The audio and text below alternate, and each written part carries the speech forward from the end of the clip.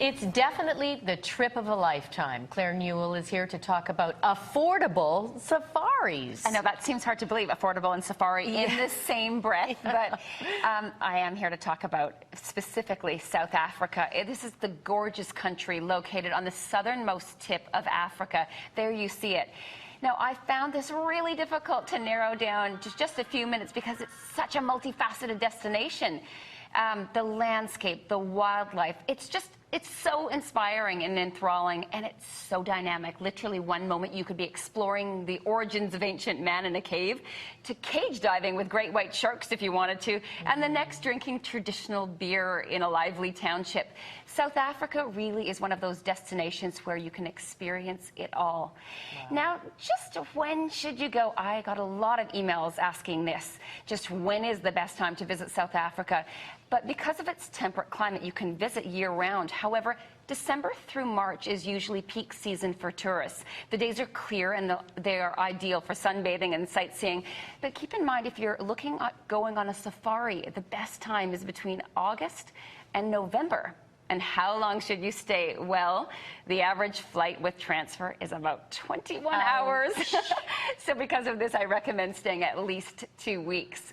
And where should you go? This is hard to narrow down because there's so much to see and do in South Africa. But here's some places that I definitely recommend visiting. First, Cape Town. Well, you'll find the famous Table Mountain. It's spectacular. Great beaches. You can whale watch there. And of course, because it's a bigger city, you have all of the shopping, nightlife, and restaurants. Next, Knysna. This is a town clustered around a massive tidal lagoon, and it's guarded by 2 sandstone cliffs. The next is Durban. It has golden beaches. If you're into surfing, it also has a marine park, a place you should visit. And the area called Wild Coast, it's rugged and untamed, and you'll find deserted beaches. You can go horseback riding and explore hiking trails. And what should you do? Well, this is also hard to narrow down, but you should definitely drink the South African wine. It has some of the best in the world. Excellent. And explore the Garden Route, which is the stretch of southern coastline known as South Africa's Eden. Take a gondola ride to the top of Table Mountain on a sunny day. The view is incredible. And visit Kruger National Park. This world-renowned park features 16 ecosystems. You just can't miss it. As for vaccinations and visas, well, you will require a yellow fever vaccination certificate to enter South Africa, and that's if you transit through a yellow fever risk country. Canada's not one of those, but if you stop in another country beforehand, you may need it. But regardless, I always recommend visiting a travel clinic for illness precautions based on your current state of health. Also, tourists will need a valid passport for at least 60 days beyond the intended period of stay, so don't forget that.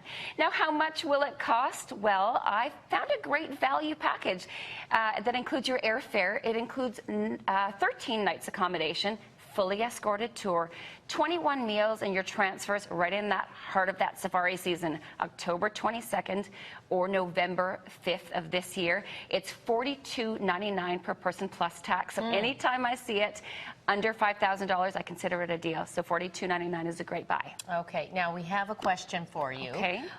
Comes from Jen. I hear that basic camping style safaris are a lot of fun and the best bang for your buck. However, I usually need to visit the bathroom most nights and cannot imagine the flashlight and outhouse routine to be much fun. I agree with her on that. Can you suggest any suitable, reasonably priced tour packages that would avoid this problem? Oh, well, I'm with you on that one.